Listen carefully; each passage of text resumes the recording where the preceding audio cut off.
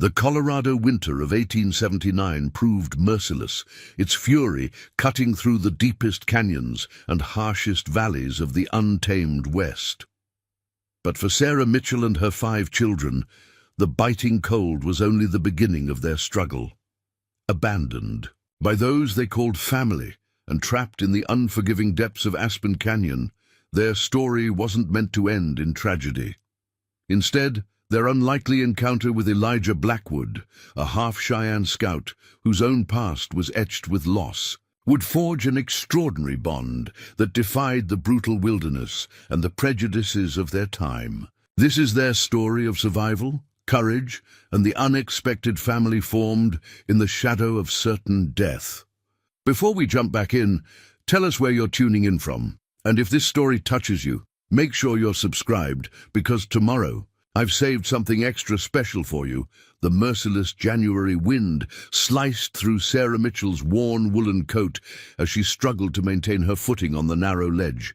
The drop below, at least 60 feet to the canyon floor, made her stomach lurch. Behind her, 5 children huddled against the jagged rock face, their thin frames trembling, not just from cold, but from the terror of their predicament. "Keep back from the edge," Sarah warned, her voice barely audible over the howling wind that funneled through Aspen Canyon. Her eldest, Thomas, nearly 13, had one arm protectively around 7-year-old Emma, whose golden braids had come undone in their desperate scramble away from the rockslide. The twins, Abigail and Andrew, both 10, huddled together as they always did when frightened, while little James, not yet 5, clung to Thomas's leg, his face buried against his older brother's knee. Sarah's cracked lips trembled as she gazed upward at the towering walls of rock that had once been their passage through the mountains. The route, now completely blocked by the massive boulders that had thundered down only hours before, had been their only hope of reaching Carson Creek before nightfall. Now, trapped on a narrow shelf halfway down the canyon wall, with the winter sun already dipping toward the horizon, Sarah felt the cold hand of despair tightening around her heart. "Mama, I can't feel my toes," Emma whimpered, her small face pinched and pale. "Come here, sweetheart." Sarah beckoned her daughter closer, crouching to rub Emma's feet through her threadbare boots. They were damp from the snow they'd trudged through. Before entering the canyon, Sarah silently cursed herself for not insisting they stop to dry their footwear. But time had been against them, with reports of a coming storm and the urgent need to reach civilization before their meager supplies ran out completely. Thomas's eyes met hers over Emma's head, a boy forced to understand too much, too soon. "The path behind us collapsed too. We can't go back the way we came." Sarah nodded grimly. The rockslide had been swift and terrifying, blocking the canyon passage ahead while destabilizing the narrow trail behind them. In their scramble to escape, they'd ended up on this ledge, a temporary refuge that now felt increasingly like a trap. "We still have some jerky and a little cornmeal," Thomas offered, his voice steadier than his 14 years should allow. He'd grown up too fast in the years since his father's death. Sarah saw too much of Matthew in him, the same determined, set to his jaw, the same protective instinct toward his siblings. "We'll be all right," Sarah said, with a conviction she didn't feel. She'd said those same words when Matthew had first fallen ill last winter, when the cough that had started as a minor irritation had deepened, rattling in his chest until he could barely draw breath. She'd said them again as he'd slipped away, his once strong hands growing limp in hers. She'd whispered them in the dark nights that followed, as her brother-in-law Jeremiah had slowly but surely made it clear that a widow with 5 children was an unwelcome burden on the family ranch. The memory of Jeremiah's cold eyes as he'd informed her that the ranch belonged to him now, not to her or her half-wild brood, made her stomach clench with renewed anger. The small allowance he'd given her to start afresh somewhere else had barely covered their passage this far. The promised teaching position in Carson Creek was their only hope, and now the canyon stood between them and that fragile future. "I'm Scared, Mama, Andrew whispered, his freckled face ghostly pale. Unlike his twin sister, who faced fear with stubborn defiance, Andrew had always been sensitive, more likely to feel the weight of the world. I know, sweetheart. But we've faced hard times before, haven't we? Sarah knelt beside him, gathering. Both twins close. Their coats were too thin for this elevation, the hand-me-downs from cousins already worn through at the elbows. Remember what your father always said? Mitchells don't surrender, Abigail recited dutifully, though her voice quavered. That's right. Sarah forced a smile. And we won't surrender now. The ledge they occupied was perhaps 15 feet long and 7 feet at its widest point. A shallow depression in the rock face behind them offered minimal shelter from the wind, but nothing that could be called a cave. Sarah assessed their situation with growing dread. The afternoon light was already fading, casting long shadows through. The canyon. They carried no lantern, another economy she now bitterly regretted. Thomas, help me gather what brush we can find. We need to build a fire before dark. Sarah began searching the ledge for any scant vegetation that might serve as kindling. There's hardly anything here, Ma, Thomas observed, but he joined her in the search, carefully collecting the few dried scraps of sagebrush and twisted pine branches that had somehow taken root in the rocky crevices. It'll have to do. Abigail, check our packs for anything else that might burn. Papers, letters. At this point, Sarah would sacrifice anything to keep her children from freezing through the night. As the shadows lengthened, Sarah worked to create a small fire pit away from the edge, using rocks to build a crude windbreak. The kindling they'd gathered would last an hour at most. The blankets they carried, just 3 to share among 6, would provide little protection against the mountain night. Thomas, let's get the little ones settled closest to the rock face. You and I will take the outside. She didn't need to explain why. They both knew they were creating a human barrier between the younger children and the precipitous drop. The sun disappeared behind the western ridge, plunging the canyon into premature darkness.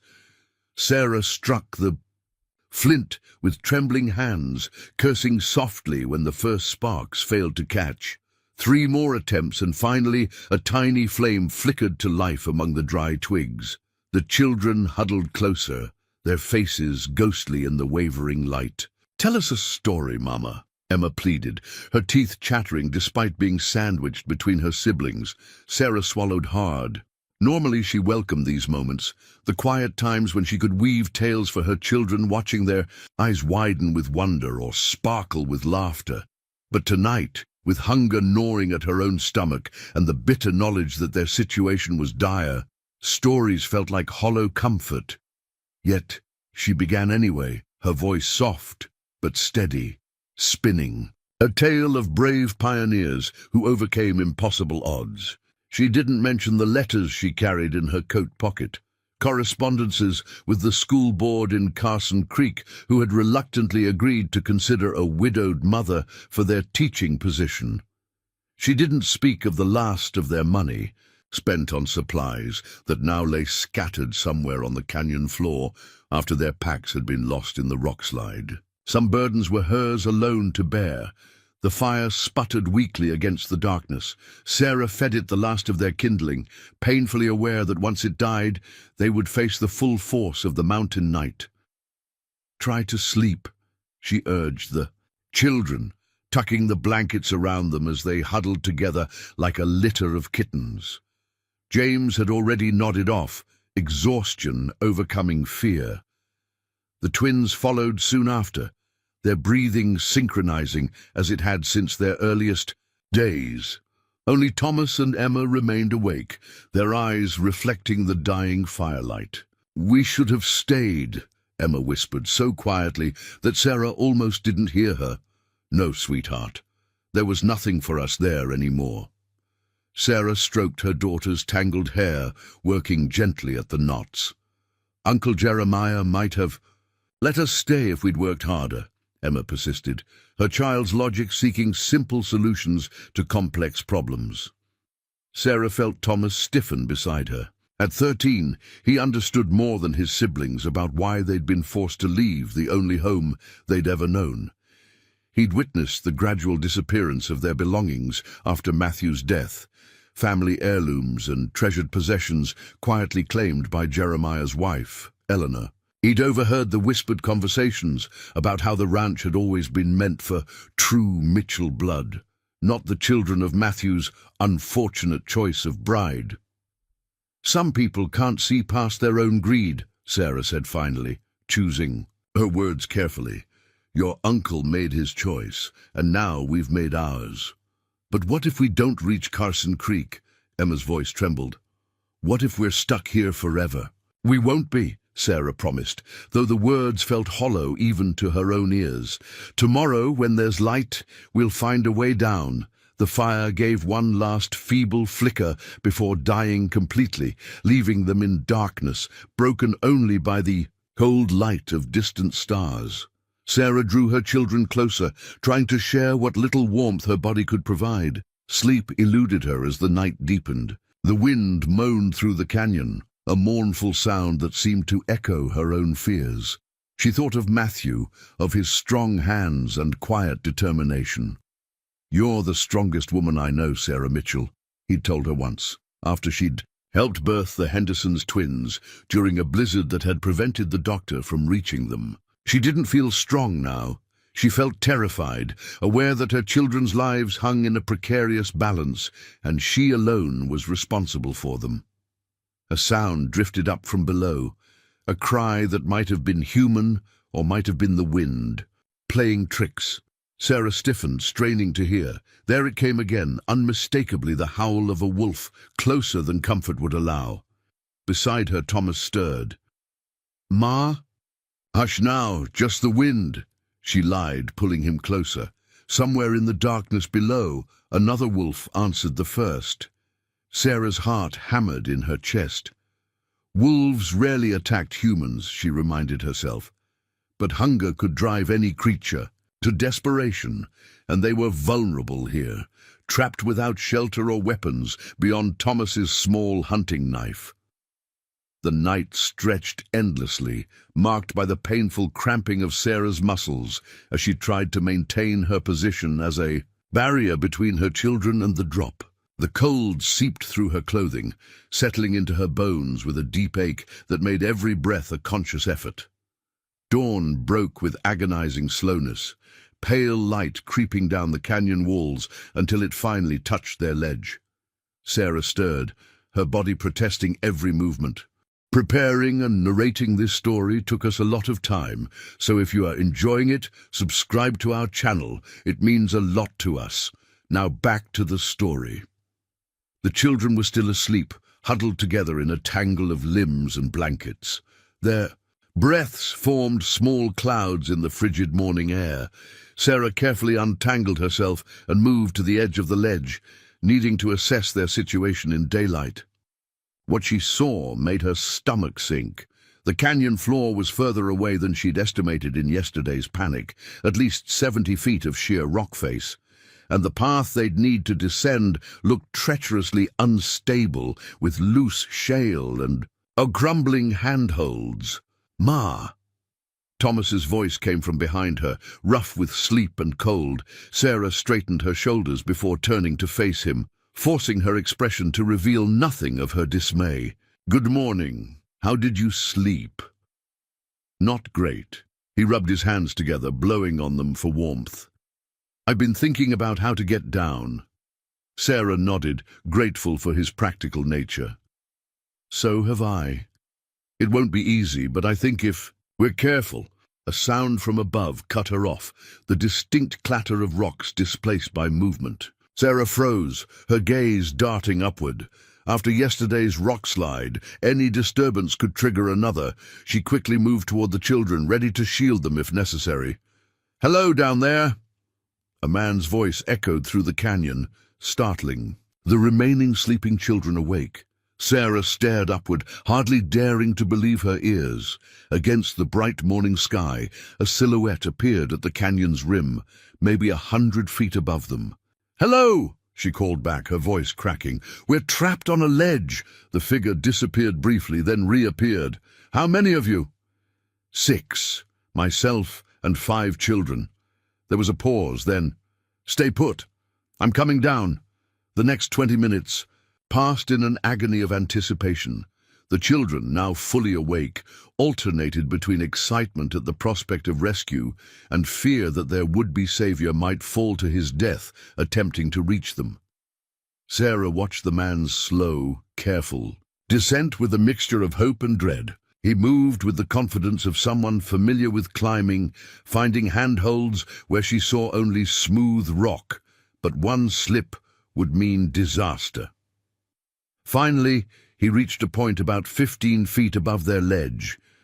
From this distance, Sarah could see him more clearly, a tall man with broad shoulders, long dark hair pulled back with a leather cord, and skin weathered by sun and wind. He wore buckskin leggings and a heavy wool coat, with a rifle strapped across his back. "I'm going to lower a rope," he called down. "Can your oldest boy climb?" Sarah glanced at Thomas, who nodded firmly. "Yes," she called back. "Good, I'll secure. Him first, then come down for the rest of you." The rope snaked down, its end weighted with what looked like a small leather pouch. Thomas caught it, his expression determined despite the fear Sarah could see flickering in his eyes. "You don't have to do this," she whispered to him, suddenly reluctant to let him take the risk. "Yes, I do, Ma." Thomas squared his shoulders in a gesture so like his father's that Sarah's heart ached. Dad would expect it. The stranger called down instructions, his voice calm and assured.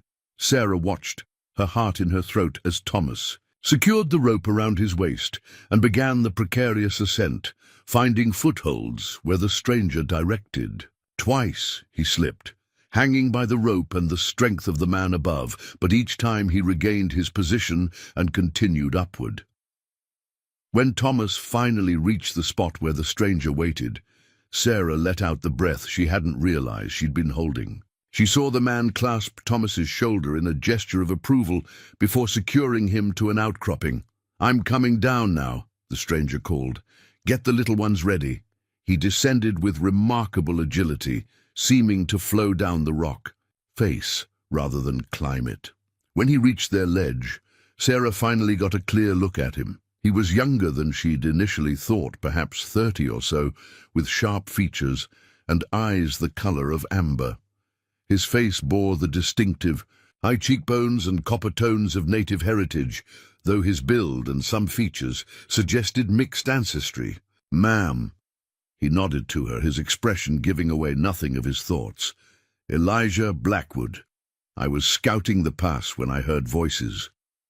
Sarah Mitchell. She found herself suddenly conscious of her disheveled appearance, her hair escaping, its pins, her dress stained with dirt and stone dust. "These are my children. You've met Thomas already. This is Abigail and Andrew, Emma and James." Elijah's gaze swept over the children, assessing them with the same practical efficiency he'd likely used to evaluate terrain or weather conditions.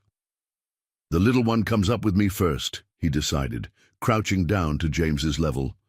"Ever been carried like a sack of potatoes, young man?" James shook his head, eyes wide. "Well, you're about to." A hint of smile touched Elijah's lips. "I'll tie you to my back, and you hold on tight as a tick. Think you can do that?" James nodded solemnly. Sarah watched as Elijah deftly fashioned a secure harness from the rope, binding James to his back, in a way that left the scout's hands free for climbing. "Ma'am, once I get your boy up, I'll come back for the next youngest, then work our way up." His amber eyes met hers directly. "It'll take time, but we'll get everyone off this ledge before nightfall." The simple confidence in his voice sparked something in Sarah's chest. A fragile hope she'd almost forgotten was possible. She nodded, unable to speak past the sudden lump in her throat. Elijah checked the ropes one final time, then turned to the rock face. Before beginning his ascent, he paused and glanced back at Sarah. "Been tracking you since Walker's Pass. Saw the slide yesterday, but couldn't get here before dark. You were tracking us." Sarah frowned, uncertain whether to be comforted or alarmed. Marshall in Carter's Landing mentioned a widow and 5 kids heading for Carson Creek. He shrugged slightly. Trail this time of year, thought someone ought to keep an eye out. With that, he began climbing, James clinging to his back like a determined little monkey. Sarah watched them ascend, her heart racing each time Elijah's foot sought purchase on the unstable rock. The twins pressed against her sides, while Emma clutched her hand so tightly that Sarah could feel her pulse. "He looks like the warriors in the Penny Dreadfuls," Abigail whispered, awe and wariness mingling in her voice. "Hush," Sarah admonished. Gently, stories and stereotypes had no place here, not when this man was risking his life to save theirs. Yet she couldn't deny the unsettling awareness that they were now entirely dependent on a stranger who, by his own admission, had been following them through the mountains. As Elijah reached Thomas's position and carefully transferred James to the relative safety of the outcropping, Sarah found herself studying him more carefully. The fluid grace of his movements spoke of a lifetime navigating terrain like this, but it was the respectful care with which he handled her frightened youngest that truly caught her attention. Their eyes met briefly across the distance, and something passed between them, an unspoken acknowledgement of the fragile trust forming in this most desperate of circumstances. In that moment, standing on a narrow ledge between survival and disaster, Sarah Mitchell realized that whatever happened next, their lives had irrevocably changed course. Her children's fate now rested in the hands of Elijah Blackwood, a half Cheyenne scout, whose sudden appearance felt less like chance and more like the answer to a prayer she hadn't dared to voice. The rescue from the canyon ledge took nearly 4 hours. Elijah Blackwood worked methodically, his movements economical and sure as he transported each child to safety. Emma went after James, then the twins, with Sarah insisting on being the last to leave their precarious perch. As Elijah helped her, over the final outcropping to where her children waited, Sarah's legs buckled, partly from exhaustion, partly from the overwhelming relief of solid ground beneath her feet. "Easy now," Elijah murmured, his strong hand steadying her elbow. "First, time off a ledge always the hardest." Sarah straightened, brushing dirt from her skirts with trembling hands. "Thank you seems inadequate, Mr. Blackwood." Something flickered across his face. Amusement, perhaps, before his expression settled back into its customary reserve. "Just Elijah is fine, and we're not out of trouble yet." He gestured toward the western ridge, where dark clouds were building. "Storm's coming 2, maybe 3 hours before it hits. Canyons treacherous in weather like that." "Carson Creek," Sarah began. "How far?" 3 days' journey in good conditions. Elijah's amber eyes assessed her and the children with frank appraisal. "Which these aren't." Thomas stepped forward, standing taller as if trying to match the scout's height. "We can manage. We've come this far." Elijah acknowledged the boy with a slight nod. "No doubt. But not before that storm hits, and not with supplies lost in the slide." "Then what do you suggest?" Sarah asked, the word suggest carrying more weight than she'd intended. After months of having decisions made for her, of being told rather than asked, the habit of deference was hard to break. Elijah seemed to understand this. He didn't immediately answer, instead crouching to adjust the leather thong on James's too large boot, a small kindness that caught Sarah off guard. "There's a line shack about 4 miles north," he said finally, rising to his feet, "used by trappers and scouts. Basic, but solid. We can shelter there until the storm passes." 4 miles. Sarah glanced at her children. James was already drooping with fatigue, and even the typically energetic twins showed signs of exhaustion. "I can carry the little one," Elijah offered, following her gaze. "And we'll pace ourselves. Better slow movement than no movement at all." The practicality of his words resonated with Sarah. She nodded, gathering her scattered thoughts along with what few belongings they'd managed to keep. "Children, gather your things. We're going with Mr. Blackwood." "Elijah," he corrected quietly. "Elijah?" Sarah amended, the name feeling foreign on her tongue. The journey to the line shack tested what little strength Sarah had left. The terrain was unforgiving, sharp inclines followed by treacherous descents, narrow paths skirting steep drops. James rode on Elijah's shoulders, his small hands gripping the scout's dark hair. Emma struggled to keep pace, her breath coming in ragged gasps that worried Sarah, but the girl refused to complain. Even Thomas, for all his determined stoicism, couldn't hide his fatigue. Abigail, always the most outspoken of the twins, finally broke the strained silence. "Are you really Cheyenne?" she asked Elijah, her voice carrying clearly in the mountain air. Sarah sucked in a breath. "Abigail! That's not—" "Half," Elijah interrupted, seemingly unbothered by the directness of the question. "My mother was Cheyenne. Father was a trapper from Kentucky." "Where are they now?" Andrew asked, his natural curiosity overcoming his usual shyness. Shadow passed over Elijah's face. "Gone." The single word, delivered without elaboration, carried enough weight to silence even Abigail's questions. They continued in quiet after that.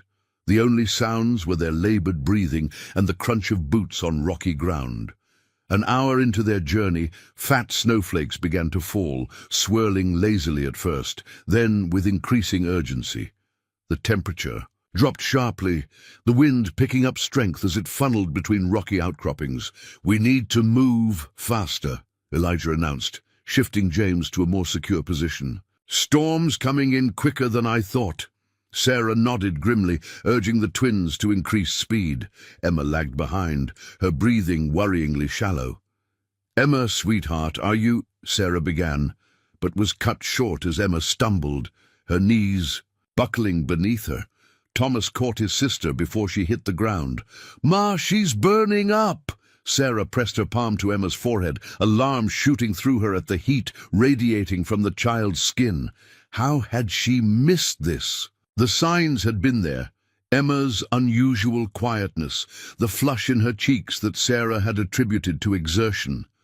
"Fever," she said, her voice tight with fear. Mountain fever could kill a child in days, sometimes hours. Elijah was beside them, in an instant, handing James to Thomas before kneeling to examine Emma. His calloused fingers pressed gently against the girl's throat, checking her pulse. "How long has she been like this?" he asked, his tone sharper than before. I didn't, Sarah stammered, self-recrimination flooding through her. What kind of mother didn't notice her own child falling ill? "Not your fault," Elijah said, reading her expression with unsettling accuracy. "Trail fatigue masks fever signs." He stood, lifting Emma into his arms as if she weighed nothing. "We need to get her warm. Get medicine into her." "But James," Sarah began. "Thomas can manage. Him for now." Elijah's gaze shifted to the sky, where the clouds had darkened to an ominous gray. "We need to move. Now." The next 2 miles passed in a blur of increasing snow and mounting concern. Emma drifted in and out of consciousness in Elijah's arms, her face flushed with fever. James, understanding the gravity of the situation despite his young age, allowed Thomas to carry him without complaint. The twins huddled close to Sarah, more subdued than she'd ever seen them. Just as visibility began to deteriorate seriously, a dark shape emerged from the swirling white. The line shack, a sturdy log structure nestled against a rock face for protection from the elements. "Thank God," Sarah breathed, relief washing through her. Elijah shifted Emma in his arms and moved toward the door. "It won't be fancy, but it'll keep the cold out." The interior of the shack was Spartan but clean, a testament to the unwritten code of frontier hospitality. A small cast-iron stove occupied one corner, a rough-hewn table with 2 benches another. A set of bunks lined the far wall. while shelves holding basic supplies ran along the fourth. The space was perhaps 15 feet square, cramped for 6 people, but infinitely better than the open mountainside. "Get her on the lower bunk," Elijah instructed, carrying Emma to the bed. "Thomas, wood for the stove.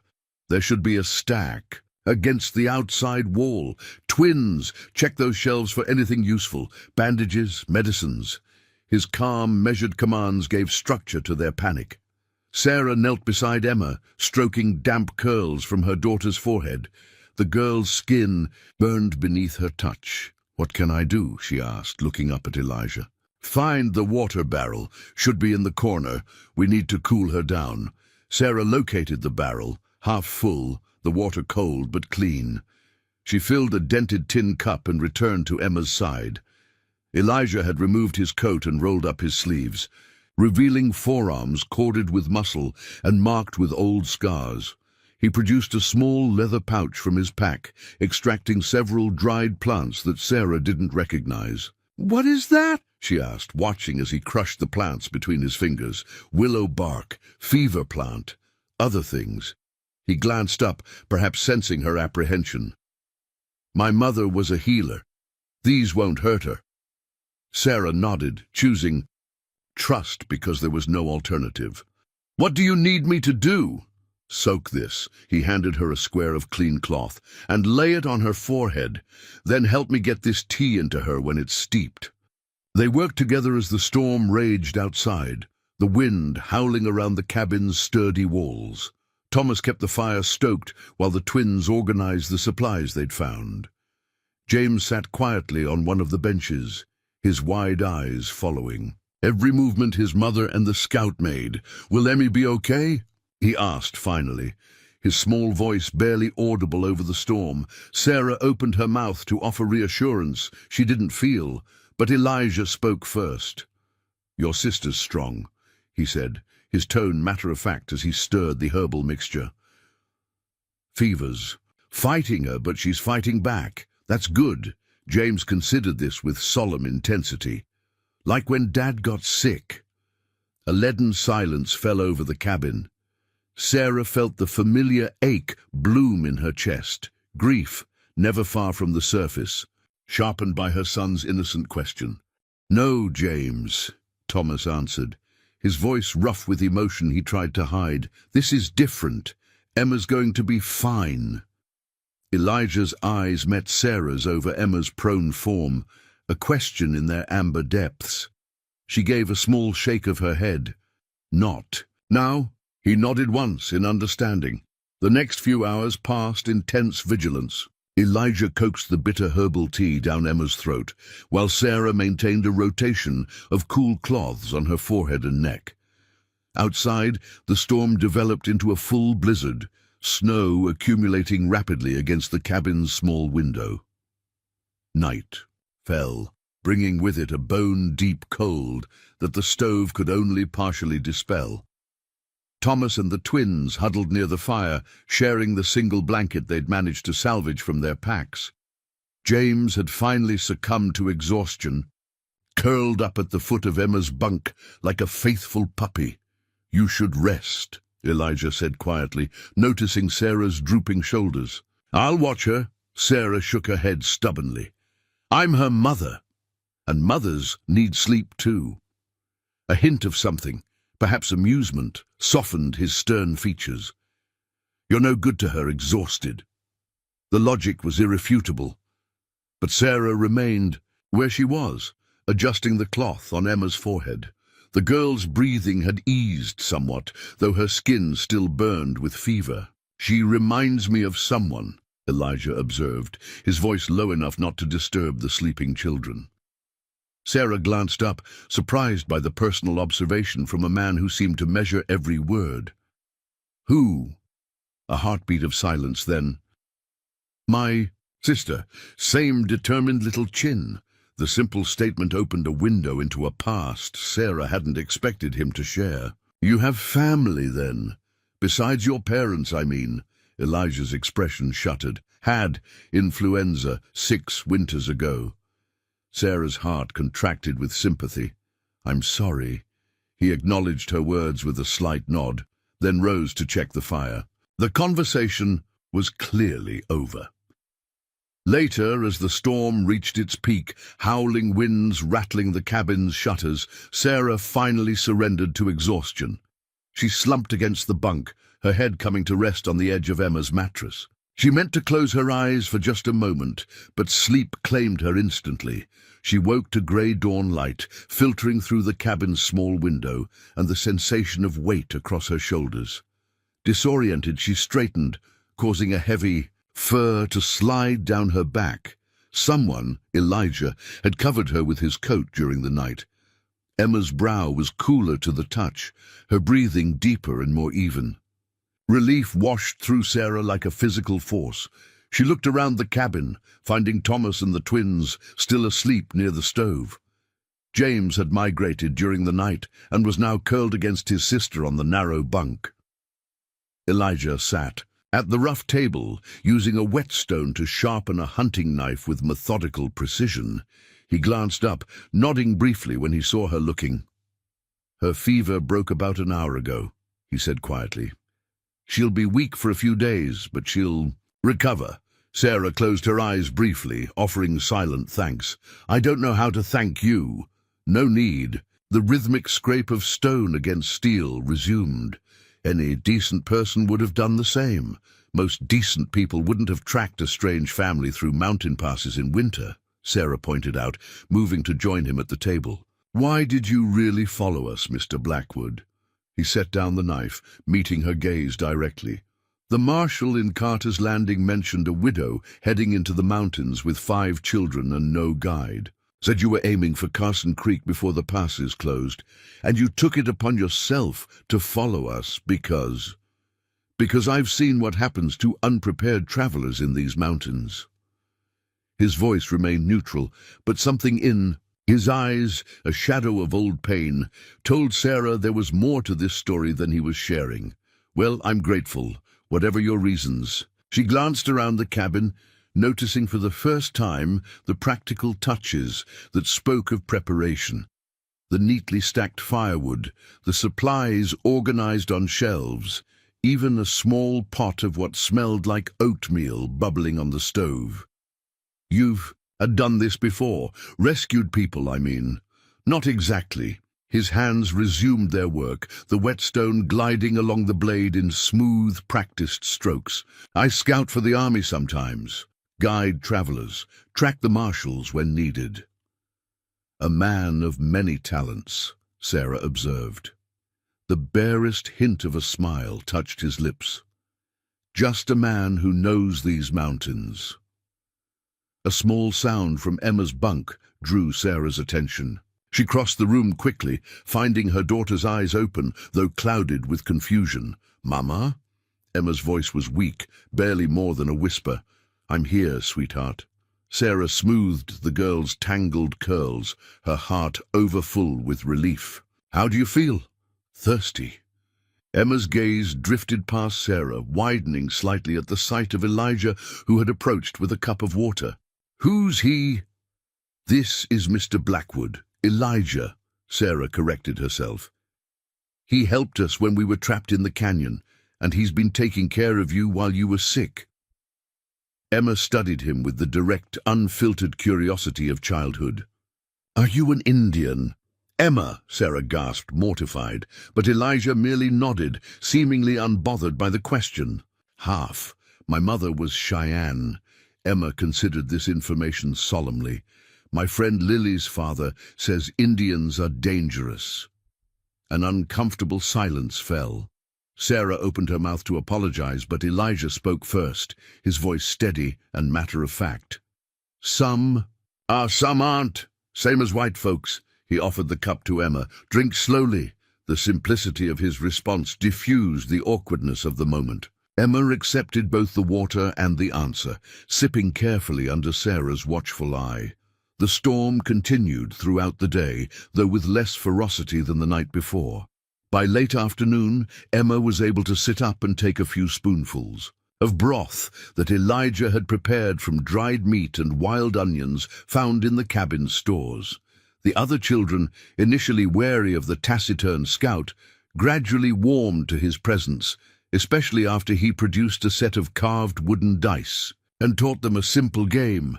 Sarah watched the interaction with mixed emotions. Relief at Emma's improvement warred with growing anxiety about their situation. The storm had already cost them a full day, and Emma was in no condition to travel. Their meager funds couldn't sustain an extended delay. The teaching position in Carson Creek might not wait for her. Something troubling you? Elijah's quiet question startled her from her thoughts. He had moved to stand beside her at the window, where she'd been staring out at the swirling snow. Sarah sighed, seeing no point in deception. Everything, if I'm honest. Time, money, weather, all working against us. Elijah studied the ceiling, beams for a moment, as if finding answers in the rough-hewn wood. Carson Creek will still be there when the weather clears. The position I was promised might not be. Sarah hadn't meant to share this concern, but the words escaped before she could reconsider. Teaching? He guessed, glancing at the book she'd been reading to the children earlier, a battered copy of Pilgrim's Progress that had somehow survived their ordeal. She nodded. The school board was reluctant enough to consider a widow with children. If I'm late, they'll understand. Mountain weather's no secret in these parts. Perhaps. Sarah wasn't convinced. In her experience, life rarely granted such allowances, especially to women with no husband to speak on their behalf. Elijah seemed to sense her doubt. I know the schoolmaster there, Jackson Williams, fair man, won't hold the weather against you. The casual mention of a connection to her destination caught Sarah off guard. You know Carson Creek? I know most places within 100 miles of here. He turned his gaze back to the window. Snow's letting up. Should be clear by morning. The abrupt change of subject was becoming a pattern, Sarah noticed. Whenever conversation veered toward the personal, Elijah redirected it to practical matters. She wondered what experiences had taught him such careful guardedness. Will we be able to travel tomorrow? She asked, accepting the shift in topic. Depends on your girl. Fever's gone, but weakness will linger.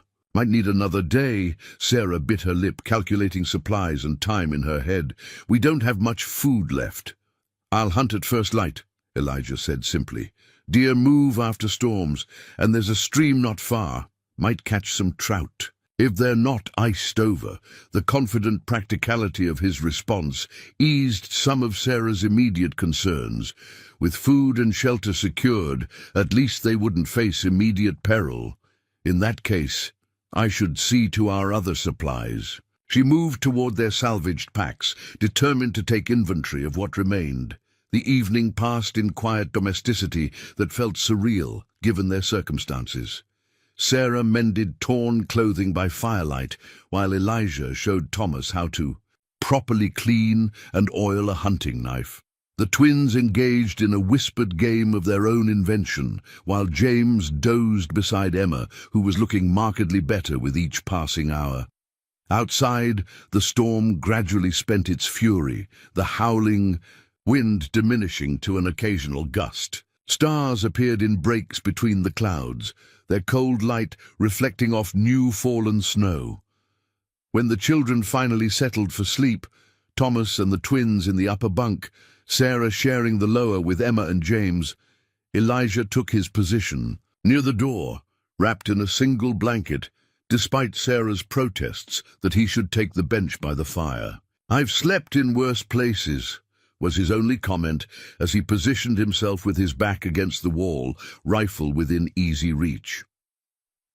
Sarah lay awake long after the children's breathing had deepened into sleep, watching the scout's silhouette in the dying firelight. He remained upright, alert in a way that spoke of years of discipline and perhaps necessity. You don't have to keep watch, she said finally, her voice barely above a whisper. We're safe here, aren't we? Elijah turned his head slightly, the movement almost imperceptible in the dim light. Habit, he replied after a moment, hard to break.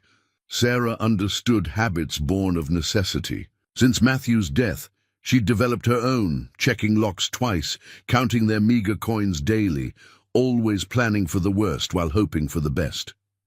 "Thank you," she said quietly, "for everything."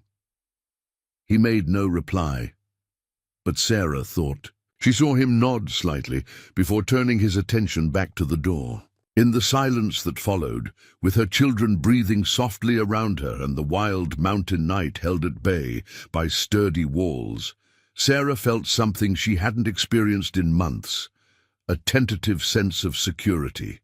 It was a fragile feeling, one she knew better than to trust completely.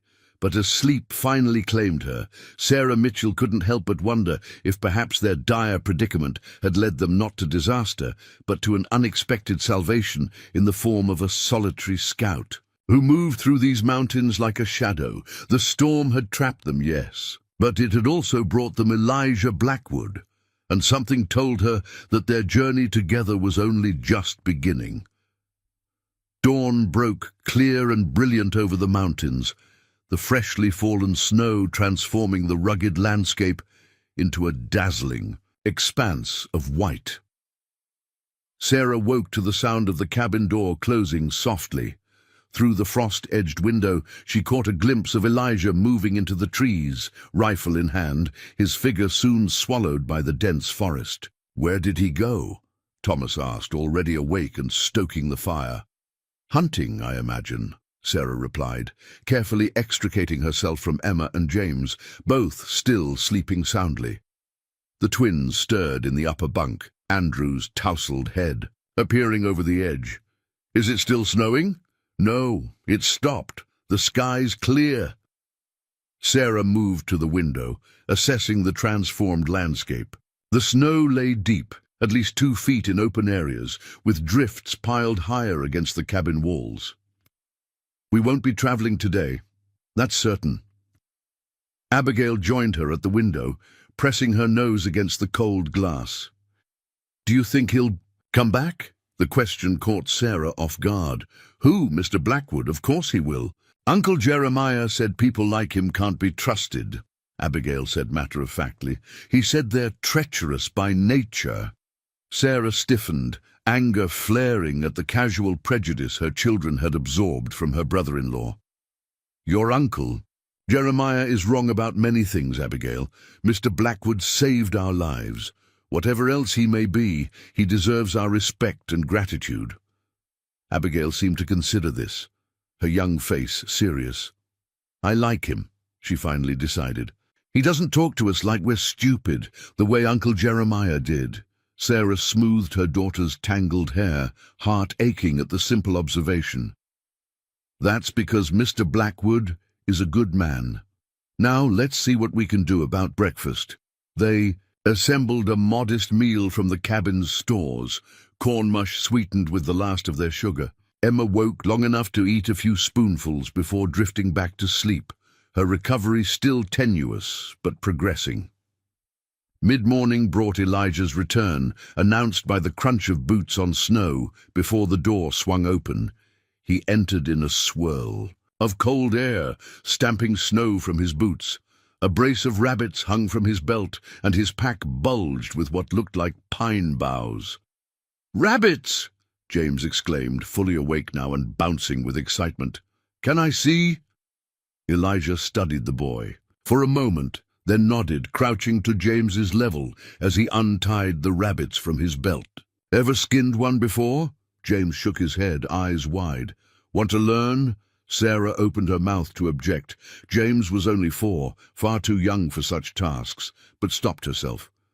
This wasn't Philadelphia, with its protected childhoods and gentle sensibilities. This was the frontier, where survival skills could mean the difference between life and death. Thomas stepped forward eagerly. "I can help too. Pa started teaching me, but—" He broke off, swallowing hard. Elijah's gaze shifted to the older boy, something like understanding passing across his features. "Good. More hands make lighter work." He glanced at Sarah, a silent question in his expression. She nodded her permission, though unease still prickled at the edges of her consciousness. There was something unsettling about watching her youngest child handle a hunting knife under the tutelage of a man who was still largely a stranger, no matter how much they owed him. While Thomas and James helped Elijah prepare the rabbits, Abigail and Andrew sorted through the pine boughs he'd collected, following his instructions to separate the needles from the branches. "Pine needle tea," he explained briefly when Sarah questioned the purpose. "Good for coughs, keeps away mountain sickness." Sarah watched him work, noting the patience with which he guided the children's hands, correcting gently when needed. His movements were precise, efficient, nothing wasted. When the rabbits were skinned and cleaned, he showed Thomas how to stretch the pelts for later use. "Small, but good for mittens," he explained, demonstrating the technique.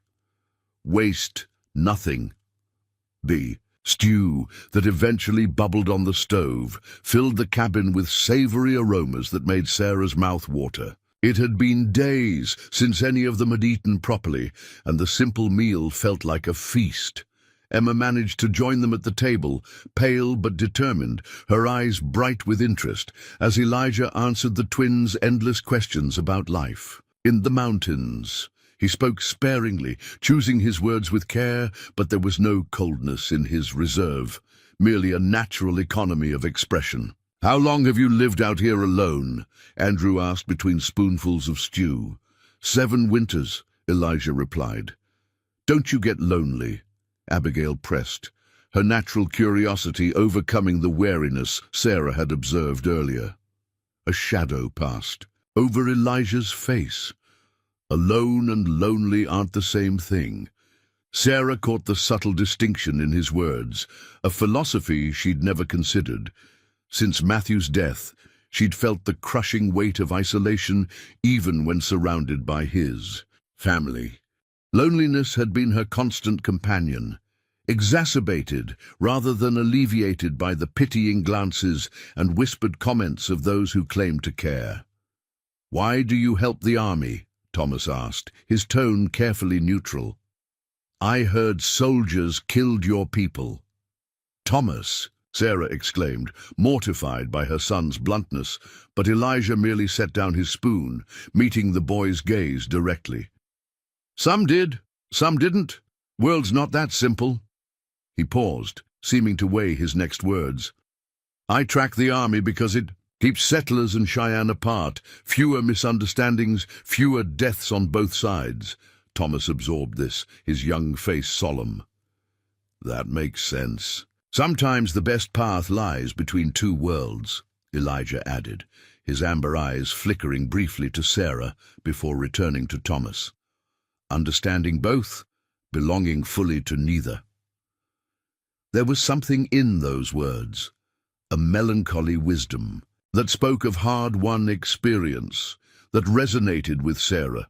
As a widow, she too existed in a liminal space, no longer a wife, but forever shaped by that role, not quite fitting among the married women, nor among the unmarried. After the meal, while the children cleared away the dishes, Elijah beckoned Sarah to the door. "Need to talk," he said quietly.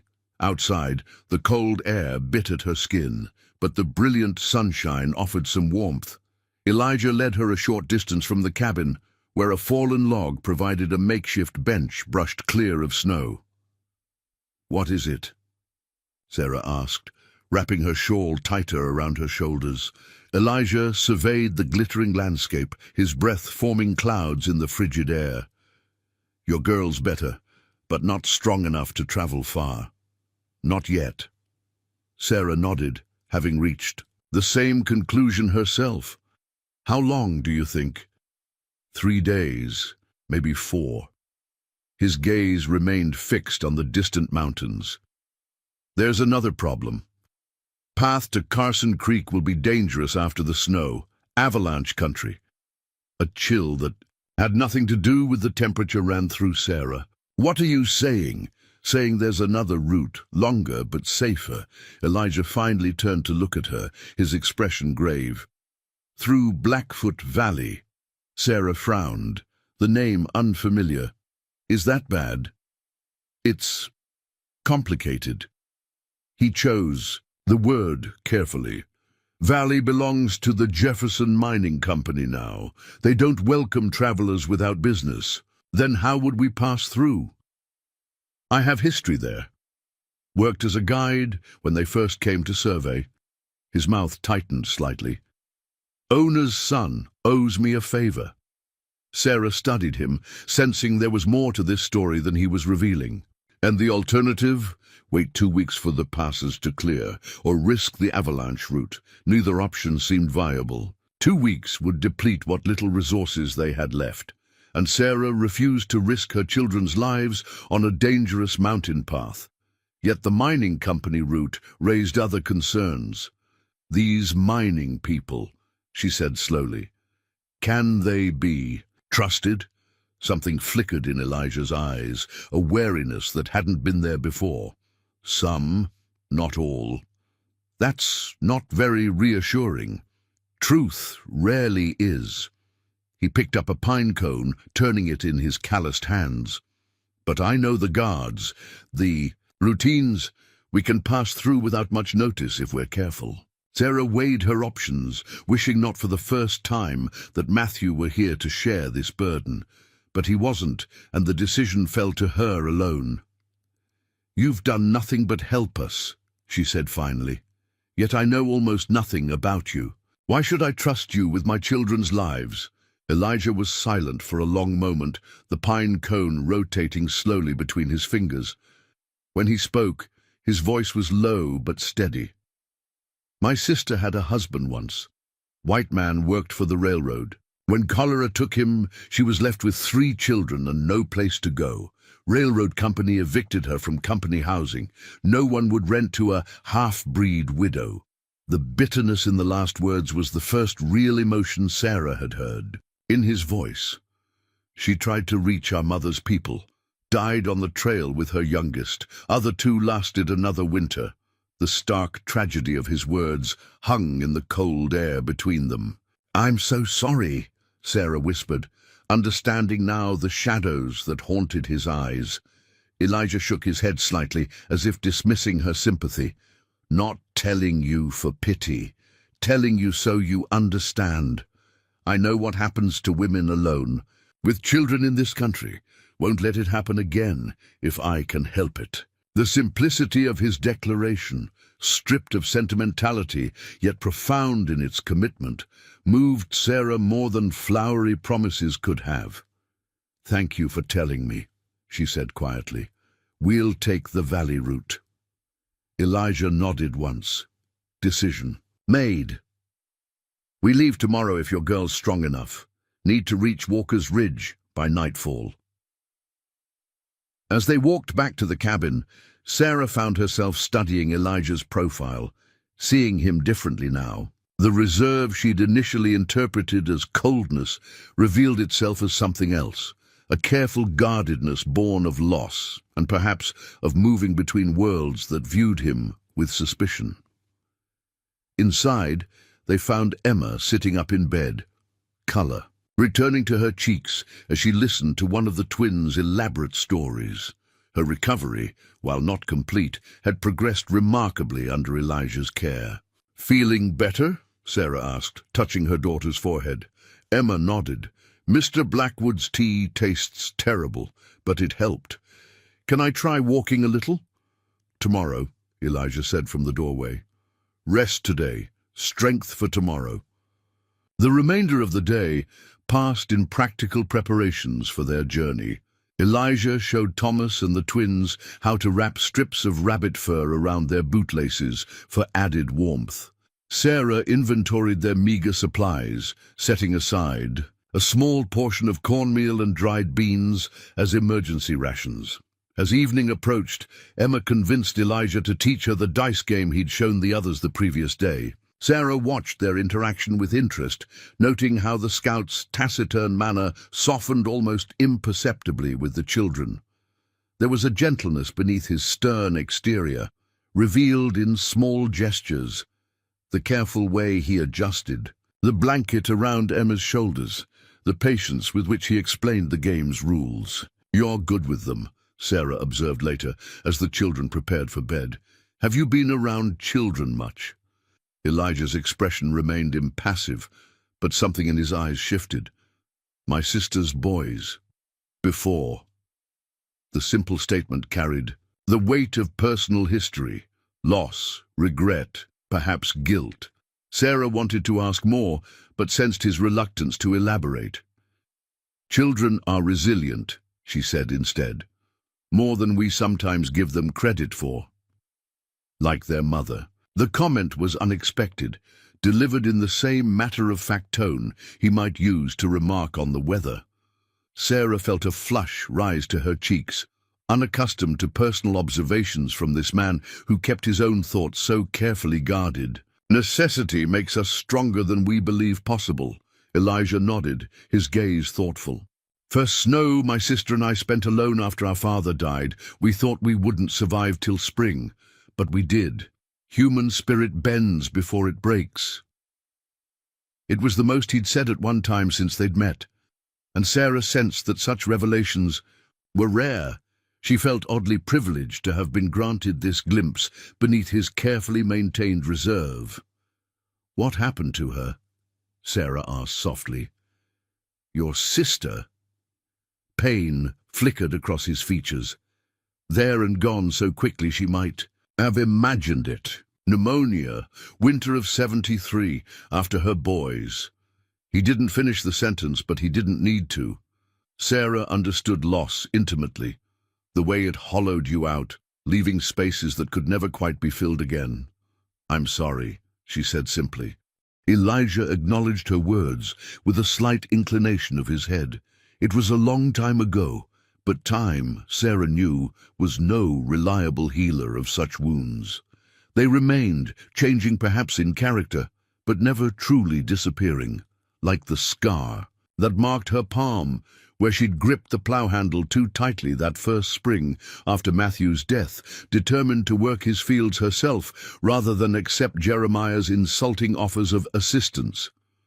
The cabin grew quiet as the children settled into sleep, their breathing forming a gentle counterpoint to the occasional pop and hiss of the fire. Elijah checked the door latch one final time before taking his customary position against the wall, rifle within easy reach. You should sleep, Sarah told him. You've barely rested since finding us. I'm fine, Elijah. She used his name deliberately, noting how his eyes widened slightly at the direct address. You can't guide us safely if you're exhausted. We need you to be alert. He seemed to consider this, then nodded once. 4 hours, then I take watch it again. It was a compromise, but Sarah accepted it, recognizing the deep-rooted vigilance that likely kept him alive in this unforgiving wilderness. As she settled beside her sleeping children, she found herself wondering what trails of loss and survival had led Elijah Blackwood to this solitary existence in the mountains. Tomorrow they would begin their journey through a mining valley he approached with obvious caution. Whatever awaited them there, Sarah suspected it would reveal more about this enigmatic man who had appeared in their darkest hour like an answer to an unspoken prayer. With that thought lingering in her mind, Sarah Mitchell drifted into sleep. Her last conscious awareness, the reassuring presence of their unlikely guardian keeping watch in the shadows. They departed the line shack at first light, the eastern sky painted in strokes of rose and gold against the snow-capped peaks. Emma, though still weak, insisted on walking under her own power. Sarah watched her daughter with a mixture of pride and concern, ready to intervene at the first sign of fatigue. Elijah led their procession, breaking trail through knee-deep snow. He moved with the fluid economy that Sarah had come to recognize as his natural state. No wasted motion, no unnecessary effort. Thomas followed closely behind, deliberately placing his boots in the footprints Elijah created. The twins came next, then Emma, with Sarah and James bringing up the rear. How far to this Walker's Ridge? Sarah asked during their first brief rest, adjusting the makeshift pack that contained their meager possessions. 8 miles, Elijah replied, scanning the horizon with practiced eyes. Rough country, but manageable if we pace ourselves. 8 miles through mountain terrain with 5 children, one still recovering from fever. Sarah swallowed her apprehension, focusing instead on the immediate task of securing James's scarf more tightly around his small face. "The mining company," she ventured, keeping her voice low enough that the children wouldn't hear. "You mentioned complications. Should I be concerned?" Something flickered across Elijah's face, a shadow of memory, perhaps. "Jefferson Mining operates like its own kingdom. Private guards, company rules." He adjusted the rifle slung across his back. "Owner's son, Richard, and I have history, but the debt he owes should get us passage." "What kind of debt?" Sarah pressed, needing more reassurance than his cryptic answers provided. Elijah met her gaze directly.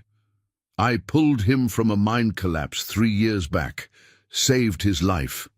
He paused, then added with grim finality, "Whether he honors that debt remains to be seen." The journey resumed, their progress slower than Sarah had hoped, but steady. The landscape transformed around them as they descended from the high ridge where the line shack had stood. Dense pine forests gave way to more open terrain, the snow-covered ground rolling in gentle swells before plunging into steeper valleys. By mid-morning, Emma's strength began to flag. Sarah noticed her daughter's increasingly labored breathing, and the way she stumbled on even minor obstacles. Before she could intervene, Elijah dropped back from his lead position.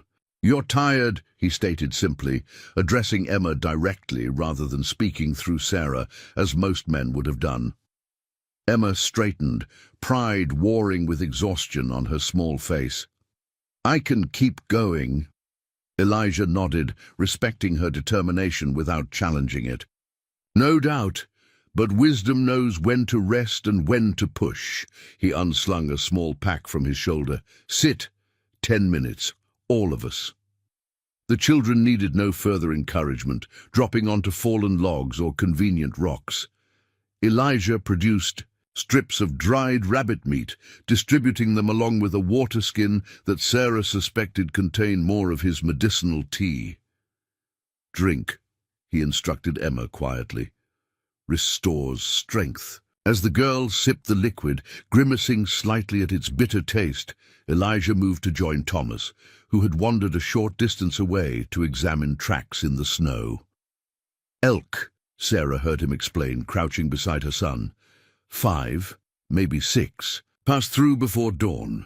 Thomas studied the impressions with intense concentration. "How can you tell when they came through?" "Snow in the tracks. Fresh fall settles differently than older tracks." Elijah traced one impression with a gloved finger. "See the edges? Still sharp. Recent." Sarah watched their interaction with interest. Thomas had withdrawn into himself after his father's death, his natural curiosity dimmed by grief and responsibility. Yet with Elijah, some of that boyish wonder had returned. He asked questions, listened intently to the answers, his eyes bright with an engagement she hadn't seen in months. When they resumed their journey, Sarah found herself walking alongside Elijah, the children now arranged in a different formation as Thomas took responsibility for helping Emma. "Thank you," she said quietly, "for being patient with him, with all of them." Elijah glanced at her, a question in his amber eyes. "Thomas," Sarah clarified. "He was so close to his father. When Matthew died—" She trailed off, throat tightening. Around words still painful to speak aloud. "Boy needs a purpose," Elijah said after a moment. "Something beyond survival." The simple observation struck Sarah with unexpected force. In the desperate months since Matthew's death, survival had indeed been their sole focus, finding food, shelter, maintaining the barest necessities while Jeremiah systematically stripped away their security. She had given little thought to what her children might need beyond these basics: I've been so focused on keeping them alive that I've forgotten about helping them live, she admitted, the realization both humbling and painful. Elijah's expression softened almost imperceptibly. You've done what was necessary. That's no small thing. The validation coming from this man of few words eased something in Sarah's chest, a knot of self-recrimination she hadn't fully acknowledged until now. By mid-afternoon, Walker's Ridge came into view, a dramatic outcropping of stone that loomed against the western sky. At its base lay a small clearing where several massive pines provided shelter from the wind. Elijah led them toward this natural haven, his pace quickening as the light began to fade. We'll camp here, he announced, surveying the area with practiced efficiency. Good sightlines, protected from wind, dry wood available. The children, exhausted from the day's journey, slumped onto fallen logs, while Elijah demonstrated how to clear snow to create a camping area. Soon, a small fire crackled at the center of their camp, its warmth a welcome relief after hours in the bitter cold. "No cabin tonight?" James asked, his small face pinched with disappointment. "Stars instead," Elijah replied, pointing upward where the first evening stars were appearing in the deepening blue. "Better view." He showed Thomas and Andrew how to construct a simple lean-to using pine boughs and the single tarp he carried, creating a sheltered space large enough for Sarah and the children to sleep protected from the elements. For himself, he claimed only a spot near the fire, declining Sarah's insistence that he share the shelter. As darkness settled over the mountains, they shared a modest meal of journey bread, a dense, nutritious mixture Elijah had prepared at the Line Shack, and more of the rabbit meat. Sarah noticed how carefully he rationed their supplies, setting aside specific portions for the following day. "Is that Blackfoot Valley?" Thomas asked, pointing toward a dark expanse visible in the distance. Elijah nodded. "Jefferson Mine controls the Northwest Passage. We'll reach it by mid-morning tomorrow." "And they might not let us through?" Abigail asked, her young face serious in the firelight. "They might not," Elijah admitted, his honesty unwavering even with the children. "But we have alternatives if needed." "What alternatives?" Sarah questioned, aware that he hadn't mentioned any backup plan previously. Elijah met her gaze across the fire. "Old Trapper's Path. Steeper, less traveled. Not my first choice with children." The implication was clear. The alternate route would be significantly more challenging, perhaps even dangerous. Sarah nodded her understanding, grateful that he'd considered contingencies while hoping they wouldn't be necessary. As the night deepened and the children settled into sleep, huddled together beneath blankets in the makeshift shelter, Sarah remained. By the fire, troubled thoughts keeping exhaustion at bay. Elijah sat opposite her, methodically cleaning his rifle with practiced movements. "Tell me about mine," she said finally, her voice low enough not to disturb the sleeping children. "What should I expect?" Elijah's hands stilled for a moment before resuming their work. "Jefferson started as a silver mine 10 years back, struck a rich vein, expanded operations. Now they control the whole valley, company town, guards at all, access points. And the owner's son, the one who owes you a debt, Richard Jefferson." Elijah's expression remained neutral, but something in his tone suggested complexity beyond his words. "Harvard educated, runs operations while his father stays in Denver. Ambitious man." "Is he dangerous?" Elijah considered this. "Not in the way of bullets and knives, in the way of power and privilege." He reassembled the rifle with swift, sure movements. "He honors his debts, usually." "That's not entirely reassuring," Sarah observed dryly. A ghost of a smile touched Elijah's lips. "Truth rarely is." It was the second time he'd used that phrase, Sarah noted. A personal philosophy, perhaps, born of a life where comfortable illusions had proven costly. "If he refuses us passage," she pressed, "what then?" "Then we take the Trapper's Path," Elijah stowed the rifle within easy reach. "It's harder but safer than challenging Jefferson's authority." Sarah nodded, trying to quiet the anxiety building in her chest. Every step of this journey seemed to present new obstacles, new dangers to navigate. Yet sitting here in the flickering firelight, with her children sleeping peacefully nearby and this solemn, capable man standing guard, she felt an unexpected sense of security. "How did you come to be a scout?" she asked, genuine curiosity overcoming her usual reserve. Elijah's gaze shifted to the fire, watching the dancing flames. "My father was a trapper, taught me the mountains. After he died, my mother took us back to her people for a time. When tensions rose between settlers and tribes, I found myself useful to both sides, understanding each, belonging fully to neither." The echo of his earlier words struck Sarah. "That must be a lonely place to stand." He shrugged slightly. "There are worse fates. Such as watching what you love destroyed because you couldn't prevent it." The words held an undercurrent of old pain, quickly masked as he added, "Sleep.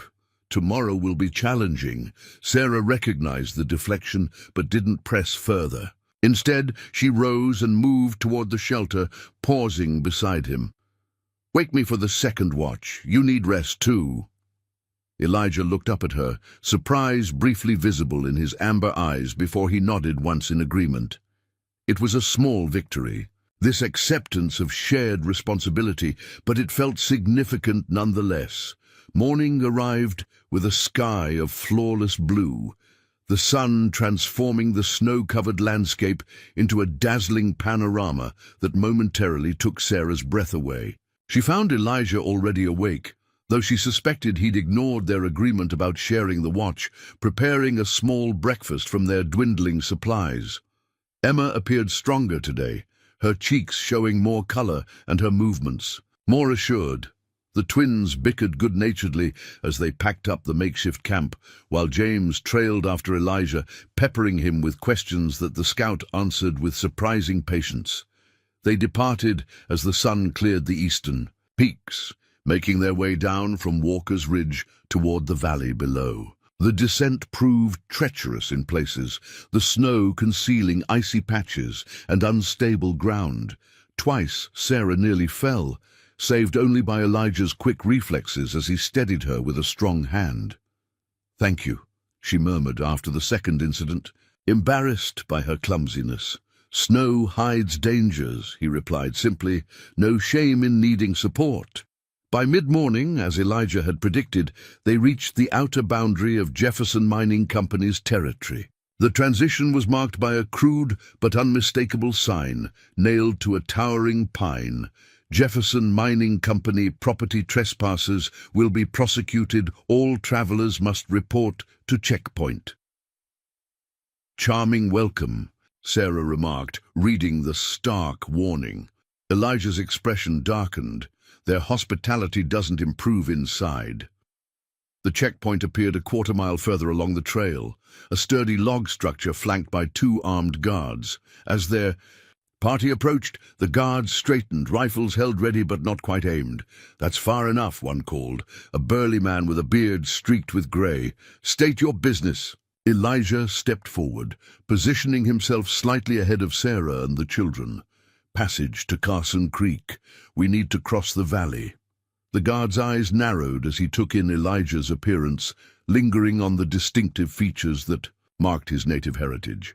"No passage for your kind, half-breed. Company policy." Sarah felt a surge of indignation at the casual slur, but Elijah remained composed, his voice level. "Tell Richard Jefferson that Elijah Blackwood seeks passage. Remind him of the Silver Creek collapse." A flicker of uncertainty crossed the guard's face. He exchanged glances with his companion before nodding curtly. "Wait here." As the guard disappeared into the checkpoint building, Sarah moved to stand beside Elijah. "Will it work?" she asked quietly. "We'll see." His expression revealed nothing, but she noticed the tension in his shoulders, the way his hand rested near the knife at his belt. The minutes stretched uncomfortably as they waited. The remaining guard watched them with undisguised suspicion, his rifle never quite lowering. The children huddled closer to Sarah, sensing the hostile atmosphere. Finally, the first guard emerged from the building. "You and the woman can speak with Mr. Jefferson," he announced grudgingly. "Children stay here under guard." "Unacceptable," Sarah began, but Elijah silenced her with a subtle gesture. "The children come with us," he stated, his tone leaving no room for negotiation. "Or we find another route." The guard's face darkened with anger. "You don't make demands here, half-breed. This is Jefferson land. And these are Jefferson Mountains." Elijah replied evenly, "I know paths your guards have never found. Either we all speak with Richard, or none of us do." He turned as if to leave, gesturing for Sarah and the children to follow. "Wait." The guard's voice held less certainty now. "I'll check with Mr. Jefferson." When he returned several minutes later, his demeanor had shifted subtly. "Follow me, all of you." The grudging addition came with a scowl. They were led through the checkpoint and along a well-maintained road that wound deeper into the valley. As they walked, the scale of Jefferson Mining's operation became apparent. The forest had been cleared for hundreds of yards on either side of the road, the stripped land scarred by mining operations. In the distance, plumes of smoke rose from what appeared to be a substantial settlement. "Jefferson Town," Elijah explained quietly, noticing Sarah's questioning glance. "Company housing, stores, saloon, everything owned by Jefferson, including most of the people." The town itself proved to be a strange hybrid of frontier settlement and industrial operation. Neat rows of identical cabins housed the miners and their families, while larger structures, a company store, offices, and what appeared to be a meeting hall, formed the center of the community. Everything bore the Jefferson Mining Company emblem, a stylized J with a pickaxe through its center. They were escorted to the largest building, a two-story structure with actual glass windows, a luxury that spoke volumes about the wealth concentrated here. Inside, they were led to a spacious office where a man stood with his back to them, gazing out a window that overlooked the mining operations. "Elijah Blackwood," the man said without turning. "It's been, what, 2 years?" "3, Elijah corrected, his voice neutral. "Richard." Richard Jefferson turned then, revealing a handsome face marked by a thin scar that ran from his right temple to his jaw. A permanent reminder, Sarah guessed, of the mine collapse Elijah had mentioned. He was perhaps 35, expensively, dressed in a manner more suited to Denver's business district than a remote mining town. "I see you've brought company." Jefferson's gaze traveled over Sarah and the children with calculating assessment. "Quite a change from your usual solitary wanderings. They need passage to Carson Creek," Elijah stated simply. "I'm guiding them." Jefferson raised an eyebrow. "And you thought I'd simply allow this procession through my territory? Out of the goodness of my heart, perhaps?" "Out of respect for debts owed," Elijah replied evenly. A tense silence followed as the two men regarded each other, years of complex history evident in their locked gazes. Sarah stood straighter, acutely aware of her worn dress and the children's threadbare clothing against Jefferson's polished appearance. "I'm Sarah Mitchell," she said finally, extending her hand with a confidence she didn't entirely feel. "These are my children. We're relocating to Carson Creek, where I've accepted a teaching position." Jefferson turned his attention to her, something like amusement flickering in his eyes as he took her offered hand. "A school teacher? How civilizing."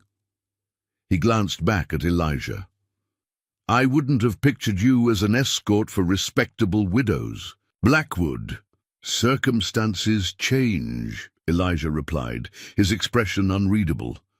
Jefferson studied them both for another moment before moving to sit behind his imposing desk.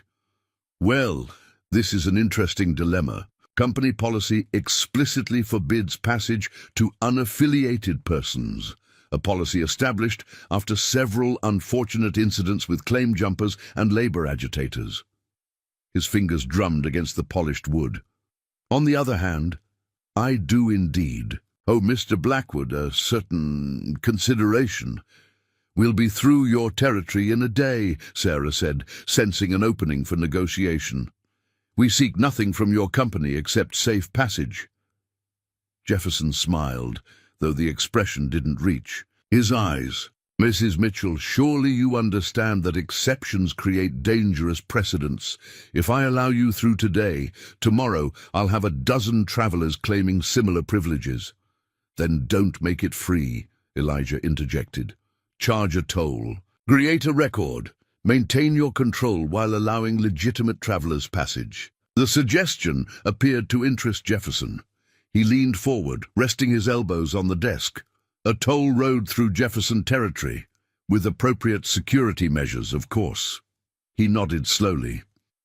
That has potential beyond your specific situation. Sarah glanced at Elijah, surprised by his strategic approach. He'd offered Jefferson not just a solution to their immediate problem, but a business opportunity, one that appealed to the man's evident pride in his commercial empire. I'll consider it, Jefferson decided finally. In the meantime, you may stay in town tonight as my guests. Tomorrow we'll discuss terms for your passage. He rang a small bell on his desk, summoning an assistant. Show Mrs. Mitchell and her children to the company guest house. Mr. Blackwood can bunk with the guards. We stay together, Elijah stated, his tone brooking no argument. Jefferson's eyes narrowed slightly. My hospitality has limits, Blackwood. Then we'll camp outside town, Elijah replied evenly. All of us. For a tense moment, Sarah thought Jefferson might refuse.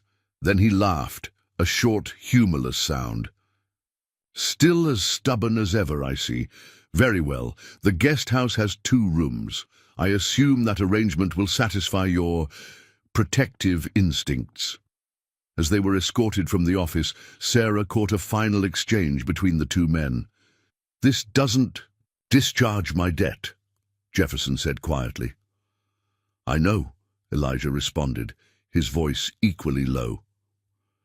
Outside, as they followed their guide through the ordered streets of Jeffersontown, Sarah moved closer to Elijah.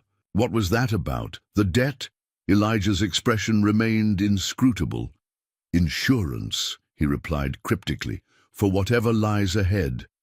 The Jefferson Mining Company guest house stood apart from the identical cabins that housed the miners, its exterior freshly painted and its porch swept clean of snow. Inside, a fire already burned in the hearth, and simple but adequate furnishings filled the 2 adjoining rooms. Sarah noted the contrast between this polished facade and the grim faces of the workers they'd passed on their way through town. Company uses this place for potential investors, Elijah explained quietly as they settled in. Keeps it nicer than the rest. Emma sank gratefully onto one of the beds, her face pale from the day's exertions.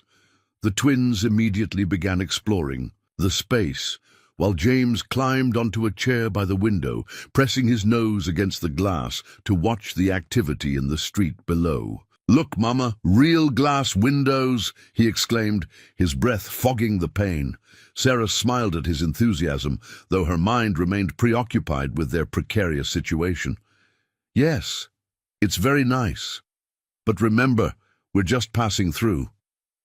Thomas had remained unusually quiet since their meeting with Richard Jefferson. Now he approached Elijah, who stood by the door with the watchful attention that seemed his natural state. Why does he hate you? The boy asked bluntly.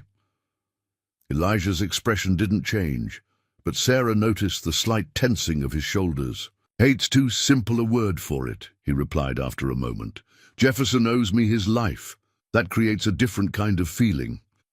But, Thomas, Sarah interrupted gently, perhaps Mr. Blackwood would prefer not to discuss this now. Elijah's amber eyes met hers, something like appreciation flickering in their depths. It's all right. Boy's old enough to understand how the world works. He turned back to Thomas. Men like Jefferson don't like owing debts, especially to men like me. Because you're half Cheyenne, Thomas asked, his young face serious. That's part of it, Elijah acknowledged. But it's more than that. Jefferson builds his life on power, having it, showing it, using it. When I pulled him from that mine collapse, he was helpless, couldn't save himself. He glanced out the window, at the carefully ordered streets of the company town.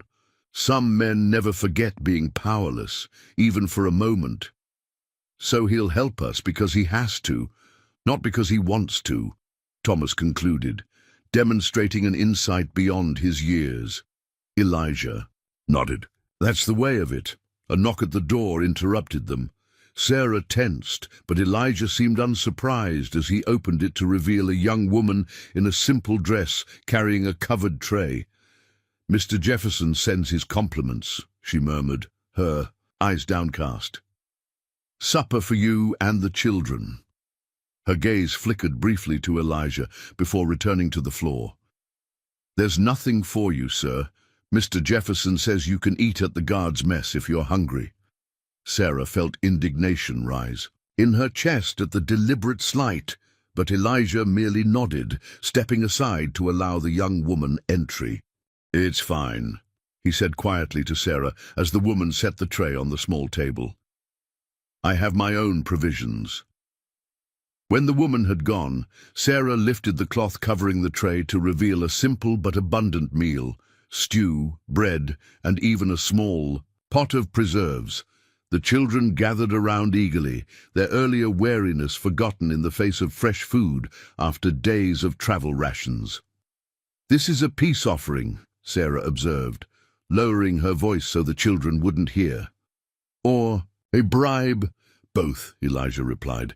"Jefferson negotiates through gestures as much as words." Sarah served the children first, then prepared a plate for herself, deliberately setting aside portions of everything. "I'm not very hungry," she explained, when Elijah raised an eyebrow at her barely touched plate. "Perhaps you could help finish this later." The corner of his mouth twitched in what might have been a suppressed smile. Perhaps. After the meal, with the children settled for the night in one room, Sarah and Elijah sat at the small table in the adjoining space.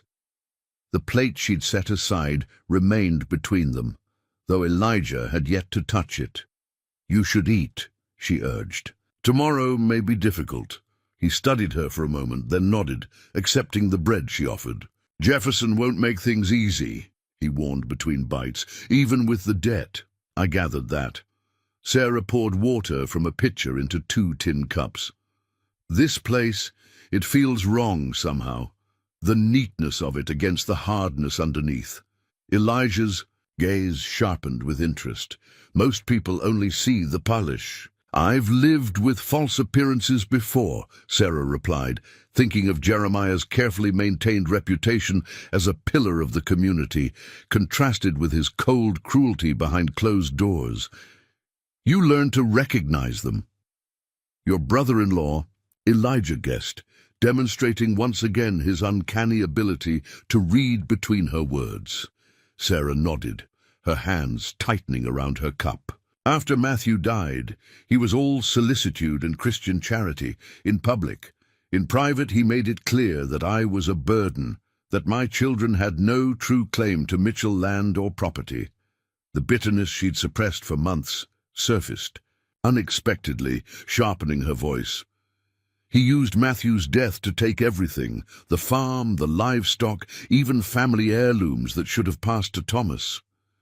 Elijah listened without interruption, his steady gaze encouraging her to continue. "When the teaching position in Carson Creek became available, he was the first to suggest I take it, even provided money for the journey." She laughed softly, the sound devoid of humor. "His final act of generosity was to ensure we'd be gone before spring planting, with no claim to the harvest." "Some men build their fortune on others' misfortune," Elijah observed quietly. "Your brother-in-law and Jefferson would understand each other well." The parallel was apt, Sarah realized. Both men cloaked self-interest in the language of propriety and progress, using rules and traditions when they served their purposes, discarding them when they didn't. "Do you think Jefferson will allow us passage tomorrow?" she asked, redirecting the conversation from painful memories. Yes. Elijah's certainty surprised her, but not without extracting something in return. "We have nothing to give," Sarah pointed out, "barely enough money to establish ourselves in Carson Creek." "He won't want your money," Elijah replied, his expression darkening. "More likely information or a service." "What kind of service?" Elijah shook his head slightly. "Hard to predict. Jefferson's clever. He'll find something that costs us little, but benefits him greatly." He finished the last of the bread, his movements deliberate as he brushed crumbs from his hands. "Whatever he asks, let me handle the negotiation. Jefferson respects strength, nothing else." Sarah nodded, though part of her bristled at being sidelined. Since Matthew's death, she'd fought her own battles, made her own decisions, however difficult. Relying on another man's judgment, even one as capable as Elijah, felt like a step backward. "I understand your caution," she said carefully, "but I'm not without resources of my own. I negotiated the teaching position in Carson Creek through correspondence, secured housing for my children, and managed our journey this far before we met." Elijah studied her, something like respect kindling in his amber eyes. "Never doubted your capability," he said simply. "It's Jefferson's nature.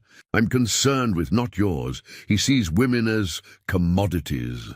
The implication sent a chill through Sarah. "You think he might—" "Not directly," Elijah assured her quickly. "He maintains appearances too carefully for that, but he'll test boundaries, look for weakness." His gaze held hers steadily. "Together, we present a stronger front." The word "together" lingered between them, carrying unexpected weight. In the flickering lamplight, Sarah studied the man across from her, this enigmatic scout who had appeared in their darkest hour. In the few days since they'd met, she'd witnessed his quiet competence, his unexpected gentleness with her children, his unwavering honesty even when truth was uncomfortable. "Together, then," she agreed softly. Morning arrived with a soft knock at their door.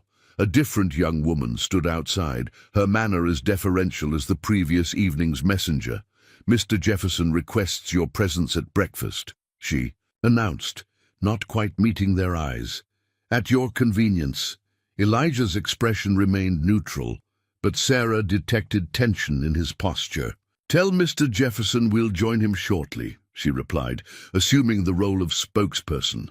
Once the messenger had departed, Elijah turned to Sarah. "Interesting. He's playing the gracious host now." "Is that good or bad?" she asked, already helping the children prepare for the day. "Neither. It's calculated." Elijah checked his knife before sliding it into his belt sheath. "Remember, every gesture is negotiation with Jefferson." They were escorted to Jefferson's private quarters, a surprisingly modestly house attached to the company offices. Inside, a dining room had been prepared for their arrival, the table set with china and silver that seemed incongruously formal in this frontier setting. Richard Jefferson rose as they entered, the perfect image of a cultured gentleman host. "Mrs. Mitchell, children, welcome." His gaze slid past Elijah as if he weren't present. "Please be seated. I hope you found your accommodations comfortable." "Very, thank you," Sarah replied, guiding her children to their places while keeping a carefully neutral expression. Jefferson himself assisted her with her chair, a courtesy that felt performative rather than genuine. Only when everyone was seated did he acknowledge Elijah with a curt nod. "Blackwood, I trust you managed to find sustenance last evening?" "I managed," Elijah replied evenly, his posture relaxed but alert. Breakfast proceeded with strained pleasantries. Jefferson directed most of his conversation to Sarah and the children, asking about their journey and their plans in Carson Creek with what appeared to be genuine interest. Only occasionally did his gaze drift to Elijah, each time with a calculating assessment that belied his affable manner. "I understand you're to be the new school teacher," Jefferson remarked to Sarah as servants cleared away the main course. "Carson Creek is fortunate. Education is the cornerstone of civilization after all." "That's my belief as well," Sarah replied, watching as he poured coffee from a silver pot. "We maintain a school here in Jefferson Town," he continued. "Nothing elaborate, but the basics. Reading, figures, enough writing to sign a contract." He smiled thinly. "Essential skills for future miners." "And their sisters?" Sarah inquired, noting that he'd mentioned only male students. "Do they receive education as well?" Something flashed in Jefferson's eyes. Irritation, perhaps, at being challenged even obliquely. "Of course, though their curriculum naturally differs, more emphasis on domestic arts, less on mathematics, practical preparation for their futures." Sarah bit back a sharper response, aware of Elijah's cautioning presence beside her. "I find all children benefit from a complete education," she said instead. "One never knows what path life may require them to walk." Jefferson regarded her with renewed interest. A progressive viewpoint. How refreshing. His tone suggested the opposite. "Speaking of paths, I've considered your request for passage through Jefferson territory." The abrupt transition signaled the beginning of the real conversation. Sarah straightened in her chair, while Elijah remained perfectly still, watching. "I'm inclined to grant it," Jefferson continued, "with certain conditions." "What conditions?" Elijah asked, speaking for the first time since the meal began. Jefferson turned to him, their gazes locking in silent challenge. "Nothing onerous. First payment of a toll, a nominal amount to establish the principal. $5 should suffice." The sum represented a significant portion of their meager funds, but Sarah nodded her acceptance. The price of passage was worth it. "Second," Jefferson continued, "you'll be escorted by my men along the approved route. No deviations, no exploration." Again, reasonable enough. Sarah glanced at Elijah, who nodded slightly. "And third," Jefferson's smile took on a predatory edge, "Mr. Blackwood will provide certain information regarding the northern trails, specifically those used by independent trappers and miners to circumvent company territory." And there it was, the true price. Elijah's jaw tightened almost imperceptibly. "You're asking him to betray people who trust those routes for their livelihoods," Sarah observed, unable to remain silent. Jefferson turned to her, eyebrows raised. In mock surprise, "Betray. Such a harsh characterization, Mrs. Mitchell. I merely seek information about trails through territory that legally belongs to Jefferson Mining. Surely you can't object to a property owner knowing who crosses his land." Before Sarah could respond, Elijah spoke, his voice deceptively casual. "Those trails have been used by trappers since before your father claimed the valley. They harm nothing, take nothing from your operation. Nevertheless, they cross Jefferson land," Richard insisted, his pleasant facade hardening. "The information, Blackwood, or find another route to Carson Creek." Sarah felt a surge of anger at the naked extortion. "Mr. Jefferson, surely. I'll provide locations of the main northern trail," Elijah interrupted, his gaze never leaving Jefferson's face. "One trail, not all, and only if you guarantee safe passage for any travelers you encounter there." Jefferson considered this counteroffer, drumming his fingers against the tablecloth. "The 3 primary trails," he countered, "and I'll instruct my men to treat legitimate travelers with courtesy." Elijah shook his head once. "2 trails. Your men allow all non-mining traffic to pass unhindered, and they don't confiscate equipment or supplies. The negotiation continued in this vein for several minutes, each man giving ground incrementally until they reached a compromise. 2 major trails identified, guaranteed safe passage for non-mining travelers with payment of a reduced toll, no seizure of personal equipment. Agreed, Jefferson said finally, extending his hand across the table. Elijah hesitated only briefly before accepting the handshake, his expression unreadable. Excellent. Jefferson's affable manner returned instantly, as if the tense negotiation had never occurred. Now, Mrs. Mitchell, perhaps the children might enjoy seeing our company school while I finalize arrangements for your escort. Miss Wilson, our teacher, would be delighted to show them around. Sarah glanced at Elijah, who gave a subtle nod.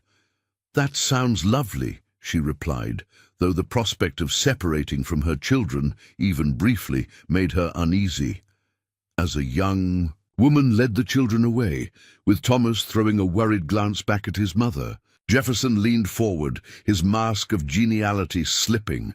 Now, Blackwood, those trail details, and don't try to mislead me, my men will verify your information. Sarah watched as Elijah provided exactly what he'd agreed to. Locations of 2 major trails with specific landmarks and directional information. He delivered the details with calm precision, neither rushing nor withholding, his face betraying no emotion, even as he compromised trails that likely represented safety to people. He knew. When the transaction was complete, Jefferson leaned back in his chair, satisfaction evident in his expression. Our business is concluded, then. Your escort will be ready within the hour. He rose, signaling the end of their meeting. A pleasure doing business with you both. As they left Jefferson's quarters to collect the children, Sarah moved closer. To Elijah. Are you all right? She asked quietly. What you had to do? What's done is done, he replied, his voice controlled but with an undercurrent of tension she hadn't heard before. The trails I gave him were already known to some of his men. I've warned most who use them to find alternatives. Even so, Sarah touched his arm briefly, the gesture instinctive. It couldn't have been easy. Elijah glanced down at her hand, then met her gaze directly.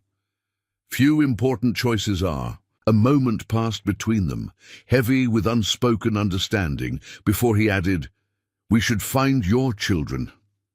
They located the children at the company school, a utilitarian building near the center of town.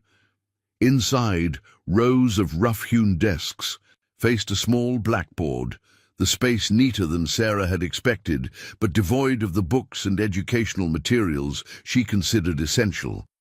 Thomas looked bored, the twins uncomfortable, and Emma openly dismayed by what they'd seen. "Mama," Emma whispered as Sarah gathered them to leave.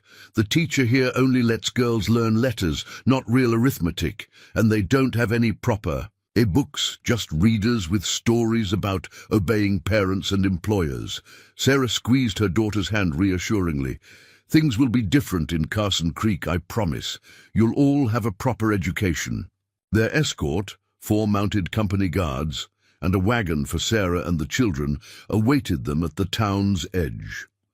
Elijah reviewed the arrangements with a critical eye, checking the wagon's construction and speaking briefly with the lead guard. Sarah noticed how the guards treated him with wary respect, maintaining their distance even while following their orders to provide escort. As they prepared to depart, Richard Jefferson appeared for a final farewell, riding a sleek bay horse that probably cost more than a miner's yearly wage. "Safe travels, Mrs. Mitchell," he called, tipping his hat with exaggerated courtesy. "Carson Creek is fortunate to gain such an independent-minded schoolteacher." His gaze shifted to Elijah, the false warmth vanishing. "Blackwood, remember our arrangement regarding those trails?" Elijah nodded once, his expression revealing nothing of his thoughts. As their party moved away from Jefferson Town, following the road that would lead them through the valley and eventually to Carson Creek, Sarah found herself studying Elijah's profile. The morning's events had revealed new dimensions to the quiet scout.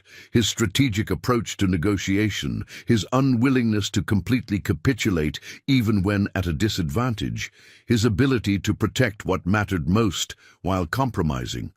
On the peripheral, "You handled him well," she observed as they rode side by side, her driving the wagon while he rode a horse borrowed from the company stable.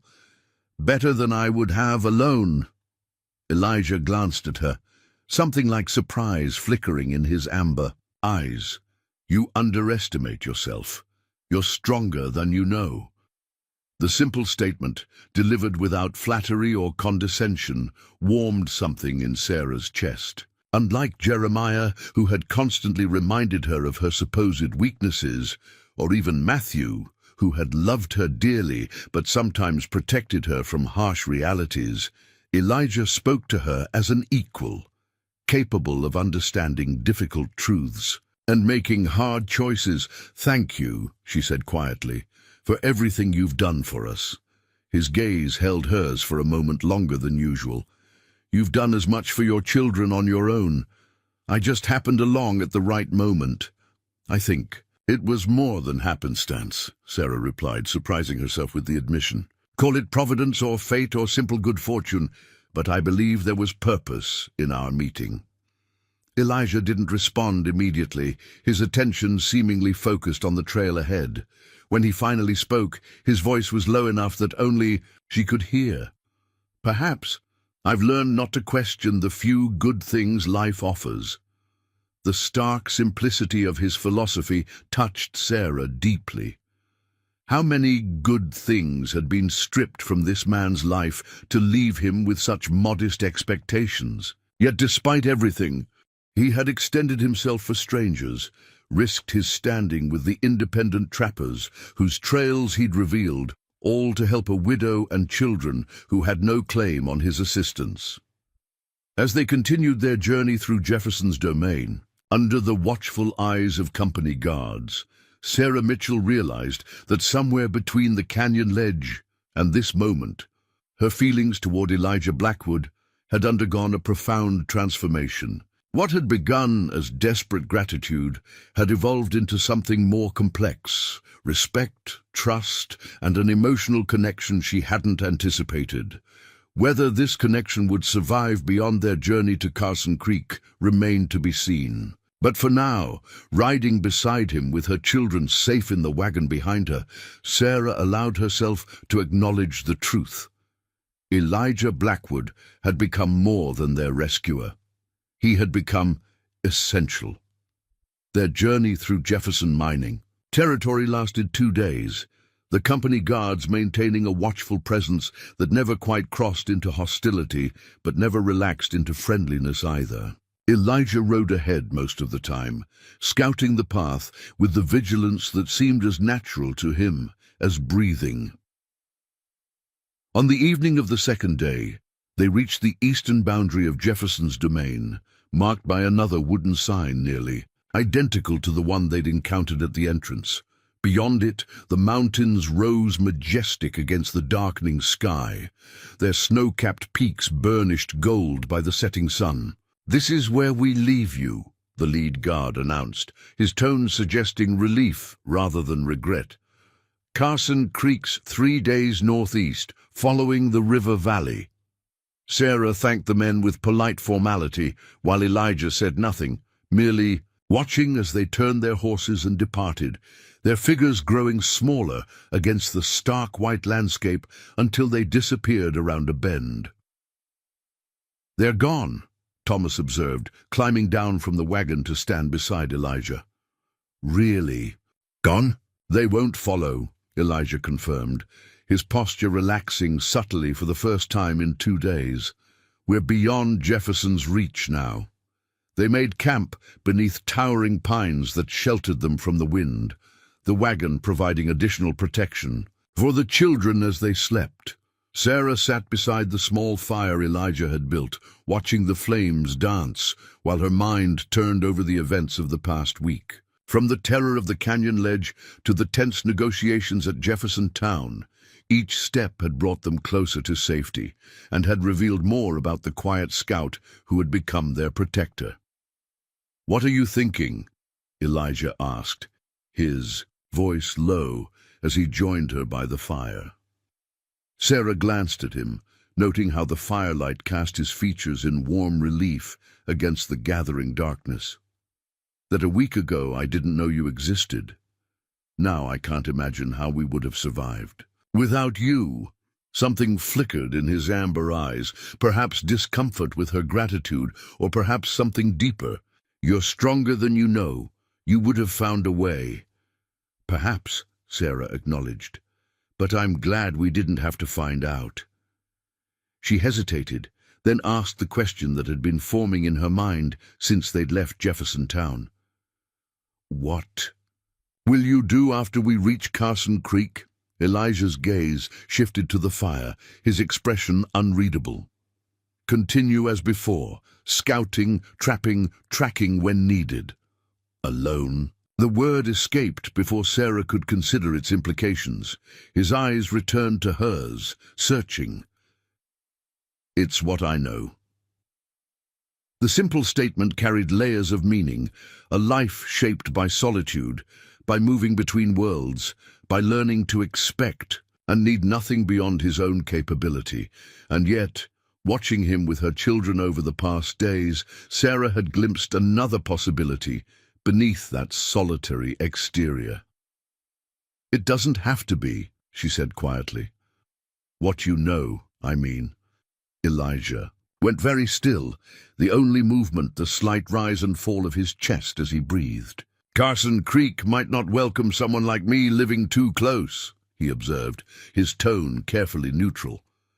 "Then they'll have to reconsider their welcome," Sarah replied with unexpected firmness. "The town that hired a widow with 5 children, who can learn to accept a man who saved those children's lives." A ghost of a smile touched Elijah's lips, there and gone so quickly she might have imagined it. "You speak as if it were simple." "Not simple," Sarah amended, "but possible, if you wanted it to be." The moment stretched between them, taut with unspoken possibilities. Then Elijah reached out slowly, his calloused fingers brushing hers, with a gentleness that made her breath catch. "I haven't wanted much in a long time," he admitted, his voice barely above a whisper. "Safer that way." Sarah turned her hand beneath his, their palms meeting in a touch that said more than words could convey. "Safety isn't everything," she murmured. The fire crackled between them, sending sparks spiraling upward into the star-filled sky as an understanding took shape, fragile but real, uncertain but hopeful. Morning brought clear skies and a renewed sense of purpose as they prepared for the final leg of their journey. The children moved with a lighter energy, aware that their ordeal was nearing its end. Even Emma, still recovering her full strength, joined her siblings in their excited chatter about what Carson Creek might hold. Thomas, however, seemed preoccupied as he helped Elijah load their few possessions into the wagon. When the other children were occupied with gathering their bedrolls, he approached the scout with uncharacteristic hesitation. "Are you coming with us to Carson Creek?" he asked, his young voice striving for casualness but betraying his concern. Elijah paused in his work, giving the boy his full attention. "Yes." "But after that?" Thomas pressed, a furrow appearing between his brows. "Will you just leave once we're settled?" The directness of the question seemed to catch Elijah off guard. He glanced towards Sarah, who stood by the wagon, close enough to hear but pretending to be occupied with checking the harness. "I haven't decided yet," Elijah answered honestly, showing Thomas the respect of an unvarnished truth. "What do you think I should do?" The question surprised Thomas, his eyes widening, slightly before his expression settled into serious consideration. "I think you should stay," he said finally. "Ma smiles more when you're around, and I still have a lot to learn about tracking and hunting." Elijah's expression softened, the usual guardedness giving way to something warmer. "Those are good reasons to consider," he acknowledged. "Thank you for telling me." The journey to Carson Creek took them through increasingly gentle terrain as they descended from the high mountain passes into the broader valley that cradled the small but growing settlement. On the afternoon of the third day, they crested a ridge to find the town spread before them, a collection of wooden buildings nestled along a creek that glittered like silver in the winter sunlight. "There it is," Sarah breathed, relief and apprehension mingling in her chest. "Our new home." Elijah studied the settlement with a scout's eye. Good location, defensible, water source, timber nearby. "It looks so small," Emma observed from the wagon seat beside her mother. "Bigger than it appears," Elijah replied. "Probably 300 people, growing." They approached along the main road, their arrival drawing curious glances from townsfolk going about their afternoon business. Sarah felt the weight of their scrutiny, aware of their bedraggled appearance after days of travel. Beside her, Elijah sat straight in his saddle, his expression composed but alert, sensing the subtle shift in atmosphere as people noticed his presence. The schoolhouse was easy to identify, a whitewashed building near the center of town with a small bell tower. Beside it stood a modest house that Sarah guessed would be her assigned residence as the town's teacher. Her heart quickened at the sight, hope and anxiety tangling together as the wagon rolled to a stop before the building. A middle-aged man, with spectacles and a neatly trimmed beard, emerged from the schoolhouse, regarding their party with evident surprise. "Mrs. Mitchell?" he inquired, approaching the wagon. "Yes," Sarah confirmed, gathering her composure, "and these are my children. You must be Mr. Williams, the school board representative." "Jackson Williams, yes." His gaze traveled over the children before settling on Elijah with undisguised curiosity. "We weren't expecting you for another week, given the storm reports. And your letter mentioned nothing about a companion. Mr. Blackwood saved our lives when we became trapped in Aspen Canyon," Sarah explained, her voice carrying clearly in the quiet street where several townspeople had paused to observe the exchange. "Without his intervention, we would not have survived." William studied Elijah with greater interest. "Is that so? Well then, Carson Creek owes you a debt of gratitude, Mr. Blackwood." Elijah nodded once in acknowledgement, his expression revealing nothing of his thoughts. The next hours passed in a blur of introductions and settling in. The teacher's house, though small, was clean and solidly built, with 2 bedrooms, a kitchen, and a modest sitting area. The school board had provided basic furnishings and a small stockpile of provisions as part of Sarah's contract, a generosity that brought tears to her eyes after months of precarity.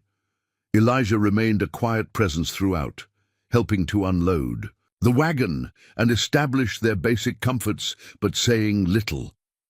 As evening approached, Sarah found him outside, securing the horses in the small stable behind the house. "Mr. Williams offered you the spare room above the livery stable," she said, joining him in the gathering dusk. "He says the owner could use help with the horses when you're not otherwise occupied." Elijah nodded, his hands continuing their methodical work with the horses. "Decent offer." "It is," Sarah agreed, watching his profile in the fading light. "But I have another suggestion." He turned to face her fully, his expression questioning. "The teacher's house has a small room off the kitchen," she explained.